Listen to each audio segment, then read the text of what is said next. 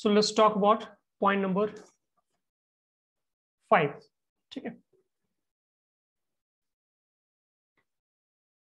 किसी भी रीजन में, है ना, जैसे फॉर एग्जांपल मैं एक छोटा सा एग्जांपल नीचे ले रहा हूं, हालांकि इसमें मल्टीपल एग्जांपल्स लेने पड़ेंगे। तो कहीं पर आपका जैसे ये इलेक्ट्रिक फील्ड लाइन आपने बनाया, अगर number of electric field lines आप ज्यादा बना रहे हो कहीं पर, उसका मीनिंग ये होता है कि वहां पर इलेक्ट्रिक फील्ड का इंटेंसिटी जो है बड़ा है, इलेक्ट्रिक फील्ड का जो वैल्यू उसके आसपास के रीजन में बड़ा है।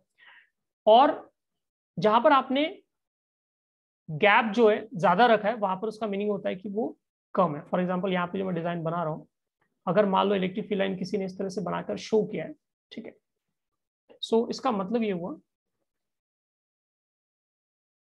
इसमें अगर आप दो रीजन लेते हो, एक मान लो यहाँ का रीजन लिया मैंने और मैंने एक यहाँ का रीजन लिया, ठीक है, तो यहाँ पर जो वैल्यू ऊपर वाले में क्या है, आपके पास सिर्फ 2 इलेक्ट्रिक फील्ड लाइन उस रीजन से पास हो रहा है, राइट। और उतने ही स्पेस में आप नीचे देखो 4 इलेक्ट्रिक फील्ड लाइन पास हो रहा है, राइट। सो इट मींस यहाँ पे जो वैल्यू होगा इलेक्ट्रिक फील्ड लाइन का वो हाई वैल्यू होगा, ठीक है। इलेक्ट्रिक फील्ड का जो वैल्यू आएगा वो हाई वैल्यू है। यहाँ पर जो इलेक्ट्रिक फील्ड का वैल्यू आएगा वो, सॉरी उल्टा बोल दिया मैंने, जहाँ पे आपके कम है, इट मीन्स वहां पर वैल्यू क्या है, आपका इलेक्ट्रिक फील्ड इंटेंसिटी का कम है, और यहाँ पे आपका इलेक्ट्रिक फील्ड इंटेंसिटी का वैल्यू क्या है, हाई है, ठीक है। But at the same time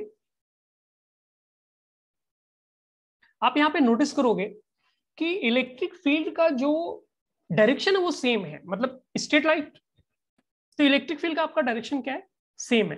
तो ये वो केस हो गया जिसमें आपका मैग्नीट्यूड कांस्टेंट नहीं है, मतलब ऊपर मैग्नीट्यूड कम है, नीचे मैग्नीट्यूड ज्यादा है, राइट। सो मैग्नीट्यूड कांस्टेंट नहीं है बट डायरेक्शन कांस्टेंट है। तो this is the case where magnitude आपका क्या आ रहा है, constant, sorry not constant, not constant, ठीक है। और डायरेक्शन जो है वो आपका कांस्टेंट आ रहा है, ठीक है। सिमिलरली अगर मैं एक दूसरा यहाँ पर एक दो एग्जाम्पल ले रहा हूं, मल्टीपल एग्जाम्पल्स लेंगे हम लोग। सो जैसे इक्वल लेंथ, इक्वल गैप पे अगर आपने इलेक्ट्रिक फील्ड लाइन बनाकर शो किया है, ठीक है, तो इसका मतलब ये होता है कि आप यहाँ पे एम्फसाइज करने की कोशिश कर रहे हैं कि यहाँ पर मैग्नीट्यूड जो है यहाँ पर वो आपका कांस्टेंट है, बिकॉज गैप इक्वल रखा है आपने, और यहाँ पे आपका डायरेक्शन भी है, वो भी क्या है आपका constant. So direction is also constant, ठीक है। सिमिलरली मान लो डिजाइन कुछ भी रैंडम तरह के हो सकते हैं, राइट, उसका कुछ फिक्स नहीं होता है। फॉर एग्जाम्पल मान लो डायरेक्शन ऐसे है, डिजाइन ऐसा है, इस तरह से इलेक्ट्रिक फील्ड लाइंस आपने बनाया, इक्वल गैप पे बनाए, और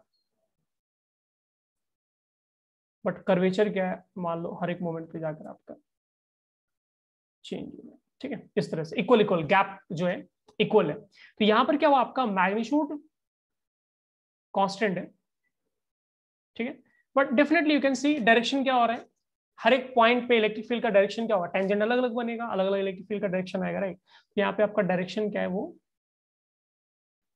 कांस्टेंट नहीं है,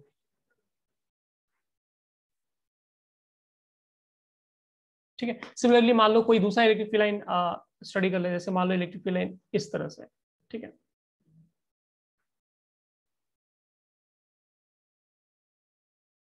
इस तरह से इलेक्ट्रिक फील्ड लाइन है। तो यहाँ पर क्या होगा, आप यहाँ पर अगर रीजन देखोगे, दो रीजन बना लो, अगर यहाँ पर देखोगे तो लो हाई इलेक्ट्रिक फील्ड का वैल्यू मिलेगा, यहाँ पर अगर आप देखोगे तो आपको क्या मिलेगा, इलेक्ट्रिक फील्ड का वैल्यू लो मिलेगा, यहाँ पर आपको हाई इलेक्ट्रिक फील्ड का वैल्यू मिलेगा, यहाँ पर इलेक्ट्रिक फील्ड का वैल्यू आपको क्या मिलेगा, लो मिलेगा।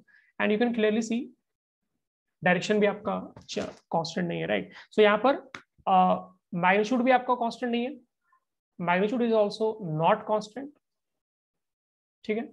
एंड यहाँ पर आपका डायरेक्शन भी है, वो भी क्या है आपका कांस्टेंट नहीं है, इट्स नॉट फिक्स्ड, ठीक है। हर मोमेंट पे, हर पोजीशन पे, सॉरी हर पोजीशन पे आपका पार्टिकल का जो डायरेक्शन है वो क्या हो रहा है, चेंज हो रहा है, right. So will just right it, है ना।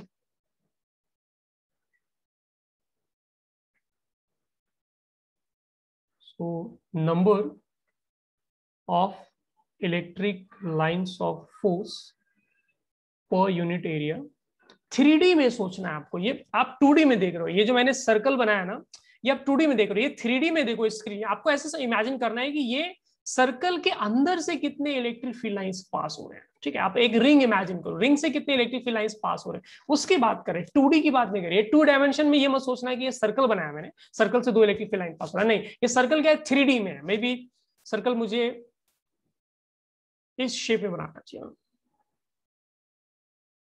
इस तरह से बनाना चाहिए। ठीक है, उसके अंदर से कितना पास हो रहा है ये हमें देखना है। ठीक है, बट ऑब्वियसली दैट इज सब एक ही डायग्राम में ना बहुत मुश्किल है विजुलाइज करना, but you got the point, right. So number of electric lines of force per unit area normal है ना, क्योंकि नॉर्मल जाएगा वो, आप रिंग बनाओगे, रिंग के अंदर से वो पास होगा, right. Normal to the area point, ये डिटेल में आगे फिर से आएगा, दोनों represents magnitude of intensity or electric field intensity.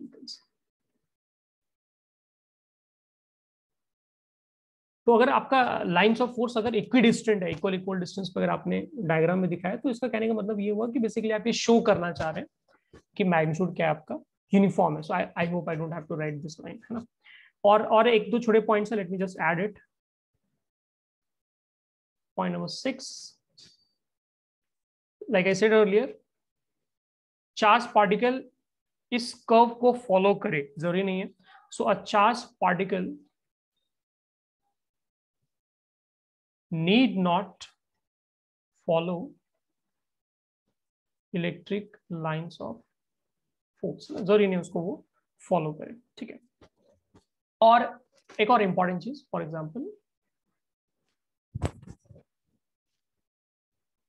आप इसमें क्लोज कर्व नहीं बना सकते, ऑल्दो क्लोज कर्व वाला इलेक्ट्रिक फील्ड आएगा, बट वो डिफरेंट इलेक्ट्रिक फील्ड होता है। ठीक है, that is not the electric field जो अभी हम लोग स्टडी कर रहे हैं। ठीक है, so I will just right, अभी सिर्फ आपको ये समझना है कि क्लोज कर्व हमें नहीं बनाना, क्लोज लूप नहीं बनाना है, सर्कल नहीं बनाना है, एलिप्स नहीं बनाना है, कुछ भी क्लोज करके आपको नहीं बनाना है। ठीक है, so for example I will right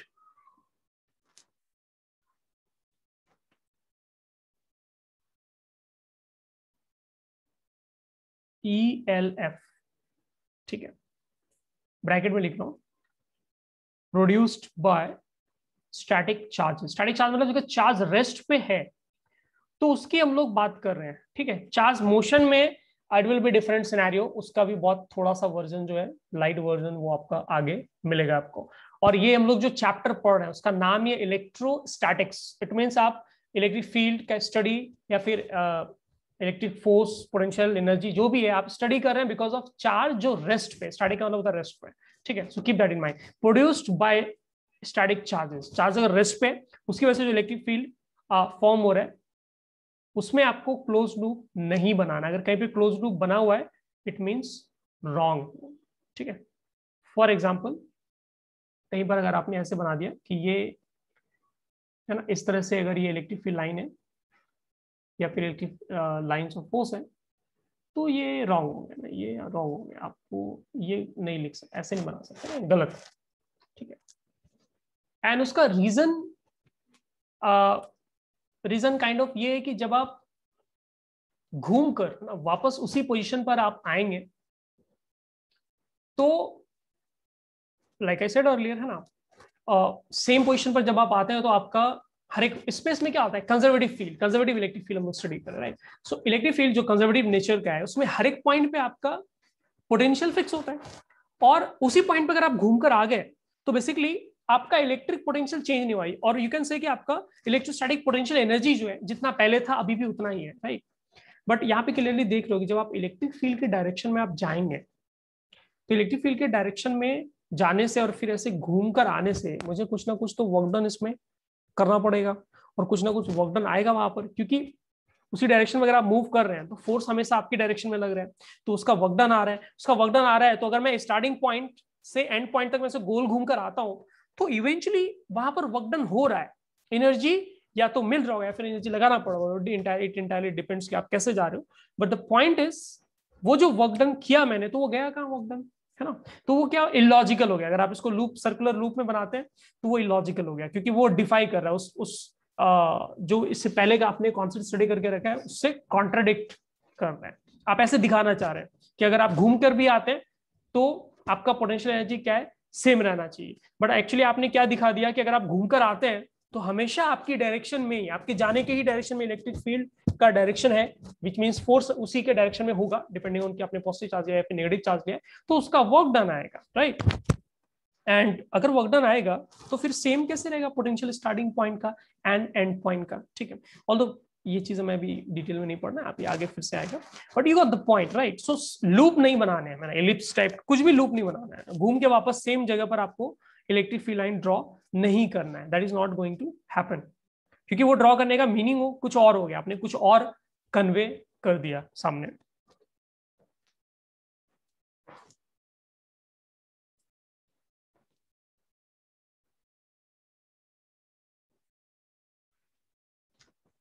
इसको नोट करो बच्चों फटाफट।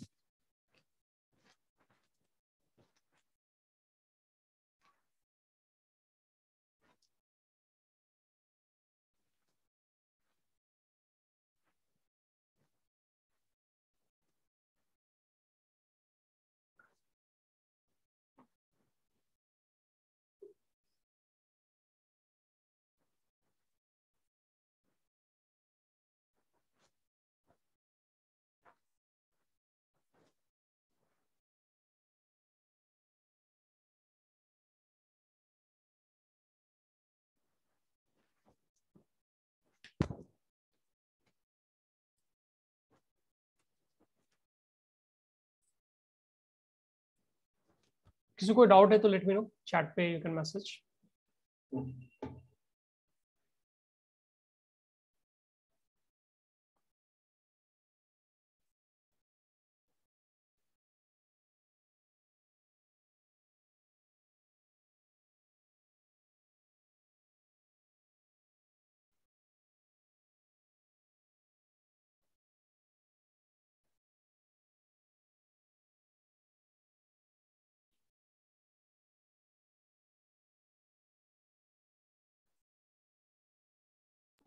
सर 1 मिनट, लास्ट पेज दिखाना।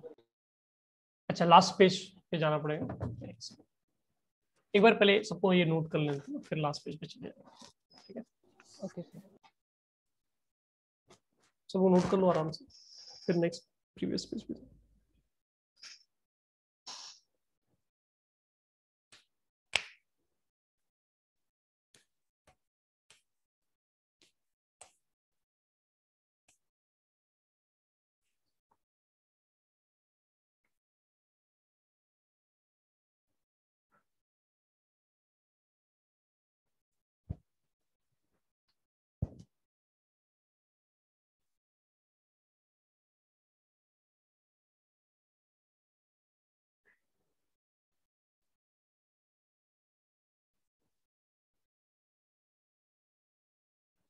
सर्कल में मैंने आपको ये बताया कि अगर आप सर्कल में मूव करते हैं तो सर्कल में मूव करने का मतलब क्या हुआ, हर एक पॉइंट पे इलेक्ट्रिक फील्ड का जो डायरेक्शन होगा, विच मींस फोर्स का जो डायरेक्शन होगा, वो सर्कल के डायरेक्शन के अलोंग ही आएगा। अगर आप सर्कल में ही मूव कर रहे हैं किसी चार्ज को पकड़ के, राइट, इट मींस आपको एनर्जी लगाना पड़ेगा या फिर एनर्जी मिल रहा होगा, एनर्जी का डिफरेंस क्रिएट होगा, राइट, अगर वो पाथ में घूमकर फॉलो करके आता हो, क्योंकि हर मोमेंट पे क्या है, जिस डायरेक्शन में आप एक छोटा सा स्टेप लेंगे उसी डायरेक्शन में आपको फोर्स लग रहा हो, इट मींस या तो वर्क डन आएगा पॉजिटिव या फिर वर्क डन नेगेटिव आएगा। तो फिर मेरा जो स्टार्टिंग पॉइंट है और जो मेरा एंड पॉइंट है, जो एक्जैक्टली सेम पॉइंट है, मैं बट घूम के आने पे क्या हो रहा है, मुझे या तो वर्क डन करना पड़ रहा है फिर मुझे वर्क डन मिल रहा है, विच मींस एनर्जी या तो मुझे मिल रहा है फिर मुझे एनर्जी देना पड़ रहा है, राइट। सो एनर्जी का डिफरेंस हो गया, स्टार्टिंग पॉइंट और एंड पॉइंट में क्या आपका एनर्जी का डिफरेंस हो गया। But electric field, conservative electric field में हर एक पॉइंट का फिक्स पोटेंशियल होता है। तो अगर एक पॉइंट पे मैं कैसे भी घूम के आ रहा हूँ, लाइक पढ़ा है ना हम लोगों ने पहले, आप एक पॉइंट पे कैसे भी घूम के आओ तो एक क्लोज पाथ में आपका वर्क डन क्या आता है, जीरो आता है किसी भी कंजर्वेटिव फील्ड में, चाहे वो इलेक्ट्रिक फील्ड ही क्यों ना हो, ठीक है। सो इलेक्ट्रिक फील्ड में अगर आप उसी पॉइंट से निकले और घूम के आप वापस वहीं पर आ रहे हो तो वर्क डन एनर्जी में चेंज आना ही नहीं चाहिए। बट अगर आपने सर्कुलर बनाया है इलेक्ट्रिक फील्ड लाइन तो उस सर्कल को फॉलो करने में वर्क डन आएगा, एनर्जी में चेंज आएगा, सो एक तरफ आप बोल रहे हैं कि एनर्जी में चेंज नहीं आना चाहिए, फिर आपने एक ऐसा डायग्राम बना दिया जिसमें मैं घूम के आ रहा हूँ वापस, तो एनर्जी में चेंज क्रिएट हो रहा है। That is not possible, right? क्योंकि वो तो आप कॉन्ट्राडिक्ट कर गया जो आपने पहले एक्सप्लेन किया था, है ना? सो इसलिए ड्रॉ नहीं करते हैं, क्योंकि हमें ड्रॉ करना है, राइट? ये हमारे हाथ में। Clear? Is it clear Vivek?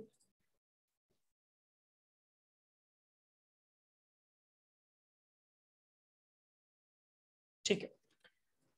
I am hoping सब लोगों ने नोट कर लिया। किसी को प्रीवियस पेज देखना था ना, तो एक फटाफट प्रीवियस पेज देखो और नोट करो जो बचा हुआ है फास्ट।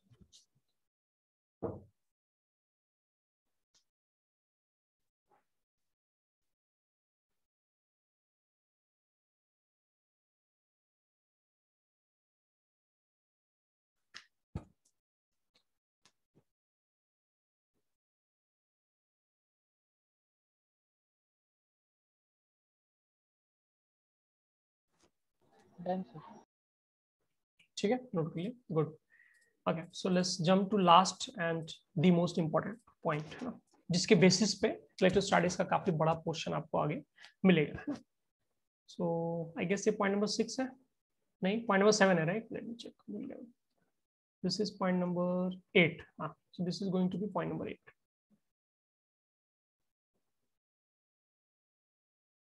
पॉइंट नंबर 8 एक छोटे से डायग्राम से स्टार्ट करते हैं, पहले समझ लेते हैं, फिर फॉर्मेलिटी कंप्लीट कर लेंगे।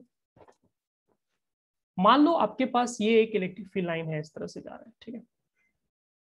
बीच में मान लो एक मेटल ब्लॉक आ गया, कंडक्टर ब्लॉक, ठीक है।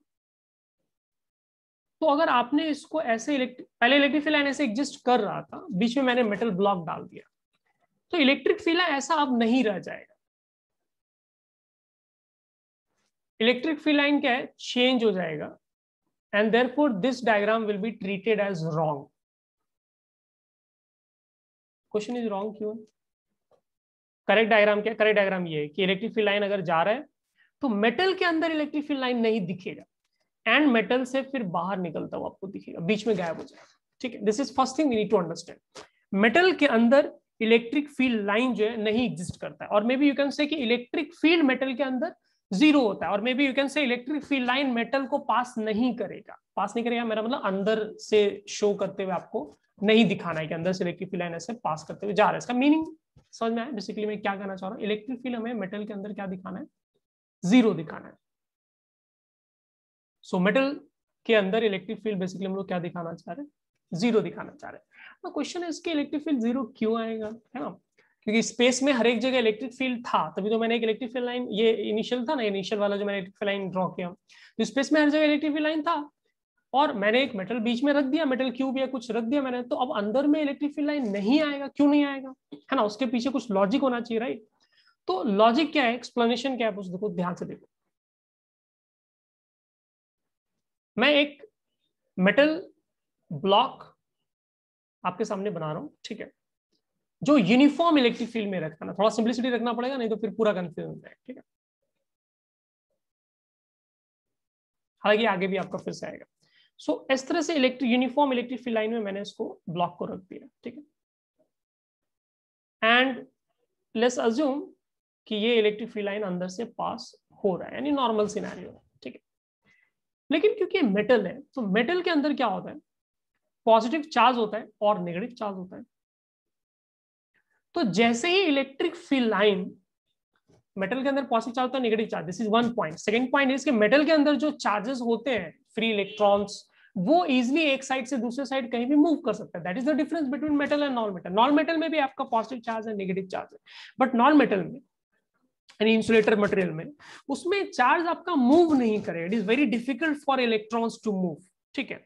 Forget about both the charges, है ना? इलेक्ट्रॉन्स को ही मूव करना उसमें डिफिकल्ट, लेकिन मेटल में आपका करंट, इलेक्ट्रिसिटी क्यों इतने आराम से पास कर पाता है, करंट क्यों इतने आराम से फ्लो होता है? रीजन इज फ्री इलेक्ट्रॉन्स है मेटल के अंदर, जो आपके जैसे ही आप इलेक्ट्रिक फील्ड लगाओगे, एक्सटर्नल इलेक्ट्रिक फील्ड, वो फ्लो होना स्टार्ट हो जाएगा, ठीक है। It can move easily. तो अब देखो क्या होगा, आप खुद सोचो कि जब आप इलेक्ट्रिक फील्ड रखते हैं, तो इलेक्ट्रिक फील्ड में मान लो एक पॉजिटिव चार्ज है, तो उस पर फोर्स किस डायरेक्शन में लगेगा? इलेक्ट्रिक फील्ड के डायरेक्शन में लगेगा। तो इसका मतलब इस मेटल के अंदर जो पॉजिटिव चार्ज था एंड नेगेटिव चार्ज था, पॉजिटिव चार्ज इस साइड आ जाएगा। अब उससे बाहर तो निकल नहीं सकता, बाहर निकलने के लिए काफी बड़ा एनर्जी चाहिए, है ना? काफी high, very high electric field चाहिए, million volt per coulomb electric field चाहिए, very very high electric field चाहिए बाहर निकलने के लिए। तो मान लो नॉर्मल इलेक्ट्रिक फील्ड तो बाहर नहीं निकल सकते, लेकिन राइट साइड में आकर वो जमा तो हो सकता है, क्योंकि उसको फोर्स लग रहा है बेचारे को। तो वो चाहता है कि मैं फोर्स के डायरेक्शन में, जिधर फोर्स लगे उधर मैं जाऊं, और वो पॉजिटिव चार्ज को राइट साइड में मिलेगा। एंड नेगेटिव चार्जेस जो है आपके पास वो आपको मिलेंगे लेफ्ट साइड में, क्योंकि नेगेटिव चार्ज पे क्या होता है, इलेक्ट्रिक फील्ड लाइन के डायरेक्शन के अपोजिट डायरेक्शन में उसको फोर्स लगता है। तो नेगेटिव चार्ज कहां मिलेगा आपको, लेफ्ट साइड में। तो आप सिचुएशन समझो, इनिशियली जब मेटल था और कुछ भी नहीं था, सिर्फ मेटल, नॉर्मल मेटल रखा हुआ था, तो उसमें कुछ भी नहीं हो रहा था। लेकिन जब इलेक्ट्रिक फील्ड में आपने मेटल को रखा है तो चार्ज सेग्रीगेशन हो रहा है, चार्ज क्या हो रहा है, मूव कर रहे हैं, चार्जेस आपस में रीअरेंजमेंट कर रहे हैं। तो क्वेश्चन है कि वो कब तक रीअरेंजमेंट करेंगे, वो रीअरेंजमेंट तब तक करेंगे जब तक उनके ऊपर जो नेट फोर्स फील हो रहा है वो जीरो नहीं हो जाए। विच मीन्स अगर आप देखोगे यहां पर, तो आपके अंदर में जो चार्ज का डिस्ट्रीब्यूशन क्रिएट हुआ है उसकी वजह से अपोजिट डायरेक्शन में, देखो पॉजिटिव से नेगेटिव चार्ज होता है ना इलेक्ट्रिक फील्ड, तो उसकी वजह से क्या हो रहा है, अंदर का इलेक्ट्रिक फील्ड डेवलप हो रहा है। ये बाहर का इलेक्ट्रिक फील्ड आपका, ये इलेक्ट्रिक फील्ड आपका बाहर का एक्सटर्नल इलेक्ट्रिक फील्ड। ये इलेक्ट्रिक फील्ड जो अंदर में आया है किसकी वजह से, अंदर में खुद के चार्जेस जो रीअरेंज हो रहे हैं उसकी वजह से इंटरनल इलेक्ट्रिक फील्ड आया है। सो मेटल के अंदर क्या होता है, आपका नेट इलेक्ट्रिक फील्ड जो होता है वो जीरो हो जाता है। क्यों, बिकॉज एक्सटर्नल इलेक्ट्रिक फील्ड और internal electric field direction wise क्या है, अपोजिट है। और जब तक ये दोनों इक्वल हो नहीं जाएगा तब तक, मेटल के अंदर बहुत चार्जेस है, ठीक है, तो जब तक ये इक्वल हो नहीं जाएगा तब तक पॉजिटिव चार्ज और नेगेटिव चार्ज आपस में अरेंजमेंट करते ही रहेंगे। नेगेटिव चार्ज लेफ्ट आता ही रहेगा, पॉजिटिव चार्ज राइट साइड में जाता ही रहेगा। तो इनका जो कॉम्बिनेशन है, ये मूवमेंट तब तक चलता रहेगा जब तक टोटल फोर्स जीरो नहीं आता, क्योंकि जब तक टोटल फोर्स जीरो नहीं होगा इसमें और जो पॉजिटिव चार्ज है एंड और जो नेगेटिव चार्ज है वो फिर मूव कर सकते हैं। तो समझने की कोशिश करो ना, इलेक्ट्रिक फील्ड अगर जब तक आपके मेटल के अंदर इलेक्ट्रिक फील्ड है तब तक चार्जेस मूव कर सकते हैं, और चार्जेस मूव कुछ इस तरह से करेंगे कि मूव करने के बाद जो इलेक्ट्रिक फील्ड बन रहा है वो इसके अपोजिट हो, सो दैट उसके बाद उनको मूव करना नहीं पड़े, right. So it means electric field inside conductor क्या मिलने वाला है, हमें जीरो मिलने वाला है। And that is what we are going to write. So let me write and then we'll do one more problem, one more इसमें एक और concept है that we will add. फिर हम लोग डिस्कस भी कर लेंगे अगर कुछ और थॉट्स उसमें आ रहा है, ठीक है। So I want to write electric lines of force do not, this is very important point.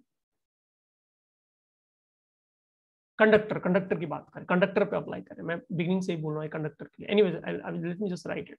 So electric lines of force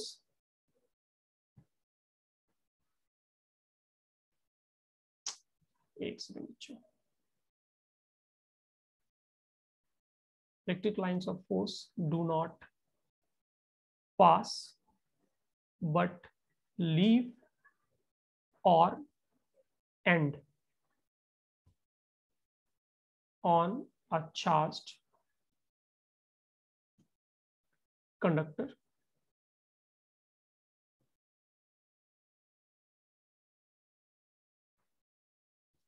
normally, ठीक है। तो इसमें दो पार्ट है, एक तो ये क्या है कि डू नॉट पास, तो ये तो मैंने आपको एक्सप्लेन कर दिया है ना, लेकिन इसमें एक पार्ट और बच गया। दैट सेकंड पार्ट इज कि नॉर्मल ही क्यों आना चाहिए, सरफेस के परपेंडिकुलर क्यों आना चाहिए। टू एम्फसाइज कि मैं क्या करना चाह रहा हूँ, let me draw a diagram, है ना, मैं एक आपको, सब मेटल है ना, इसमें कहीं पे लिखा, हाँ एक कंडक्टर है ना, दे हैव रिटन कंडक्टर, ठीक है। सो एक स्फीयर ले लेते हैं, ठीक है, और मान लो पहले क्या था आपका, एक स्फीयर है आपके पास और ये आपने यूनिफॉर्म इलेक्ट्रिक फील्ड लाइंस में आपने स्फीयर को रख दिया, ठीक है। And they've given you some option, एक में दिखाया कि इलेक्ट्रिक फील्ड लाइन ऐसे आ रहा था और ये इलेक्ट्रिक फील्ड लाइन ऐसे निकल गया, दिस इज ऑप्शन ए, ठीक है। मैं एक क्वेश्चन करा रहा हूँ, क्वेश्चन से क्या आपको समझ में जल्दी आएगा। एक में आपने उसने एक दिखाया कि इलेक्ट्रिक फील्ड लाइन ऐसे आ रहा है और फिर वो अंदर ऐसे जा रहा है और फिर ये आगे की तरफ गया, दिस इज ऑप्शन बी, ठीक है। ऑप्शन सी इज कि इलेक्ट्रिक फील्ड लाइन जैसे का तैसा है, उसको कोई फर्क नहीं पड़ा। ऑप्शन डी इसके इलेक्ट्रिक फील्ड लाइन ऐसे आ रहा है और फिर ऐसे परपेंडिकुलर निकल कर फिर बाहर चला गया, ठीक है। दिस इज ऑप्शन डी, ठीक है।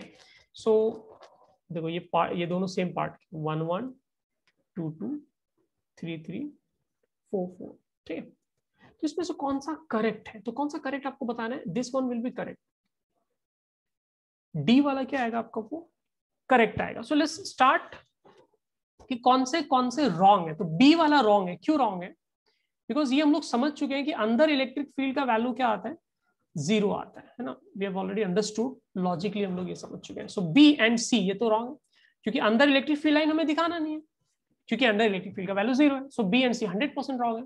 नाउ ए और डी में कौन सा करेक्ट है, तो आपको ये चेक करना है कि सरफेस के परपेंडिकुलर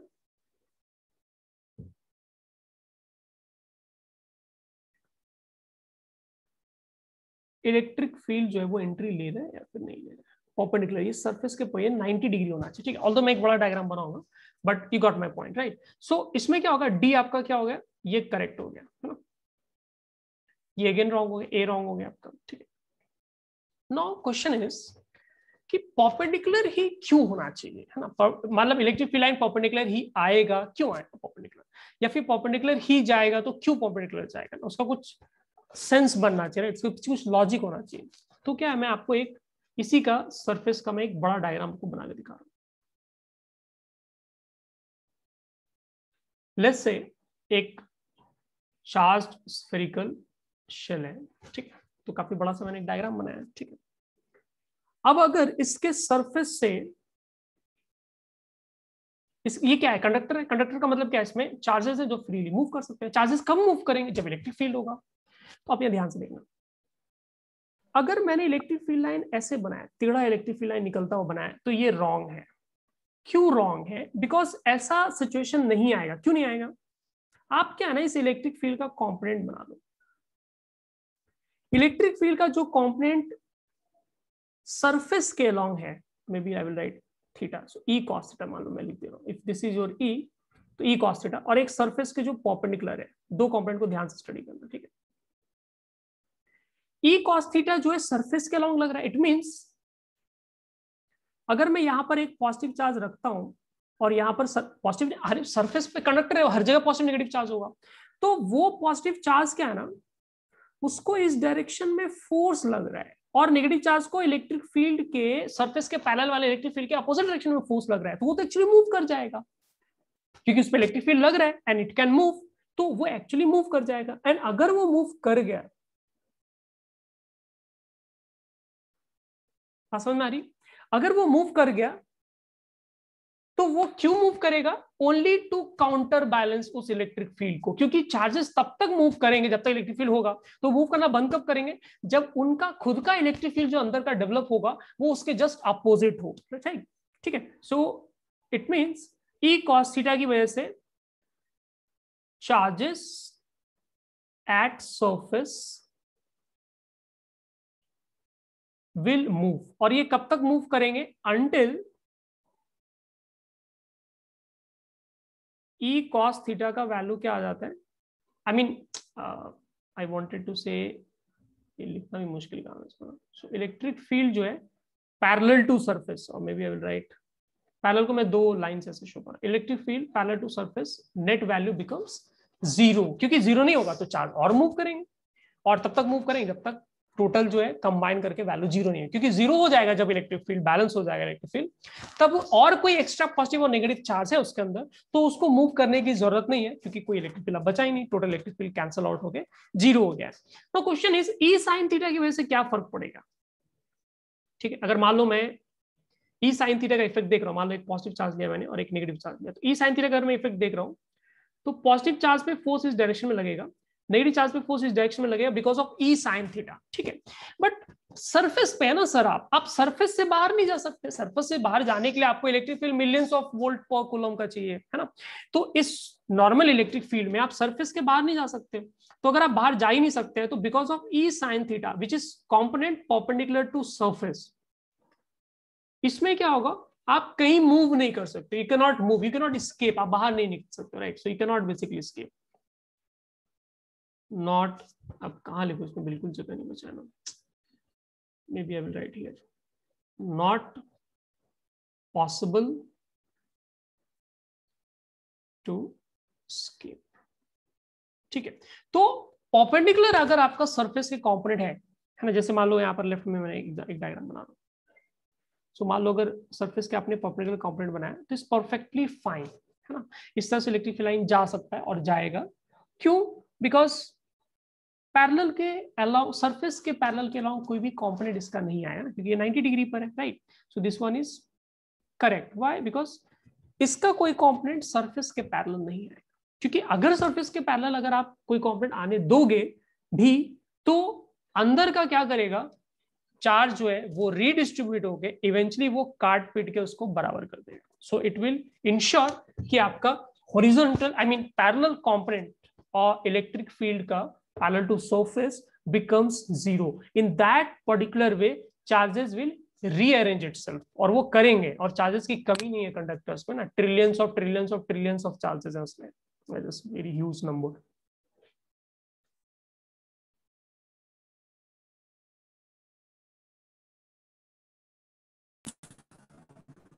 ठीक है, इसको एक और टर्म से लोग एक्सप्लेन करते हैं, they use a term called equipotential. ठीक है, बट फिलहाल वो टर्म यूज करके नहीं हम लोग समझते हैं। मैंने आपको क्या इलेक्ट्रिक फील्ड के कॉन्सेप्ट से एक्सप्लेन कर दिया, so that is more than sufficient. ठीक है, इक्विपोटेंशियल का अगले टॉपिक में आएगा। एज ऑफ नाउ जस्ट इसको नोट करो फटाफट। और इसमें I wanted to write 1 or 2 lines, but okay, I will just try, let's see I can right.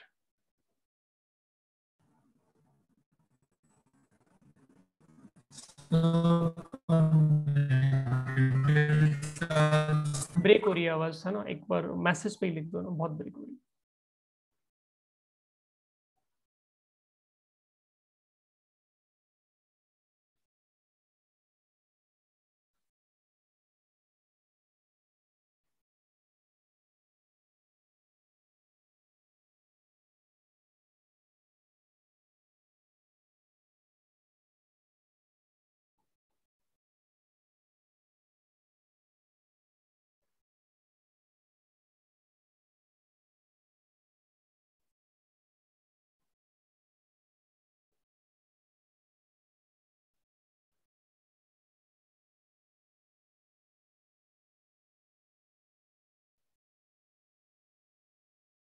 This is very very important point, है ना, तो इसको अच्छे से हाईलाइट कर लो। हालांकि आगे और जैसे जैसे पढ़ेंगे तो उसमें एक कॉन्सेप्ट और क्लियर हो जाएगा।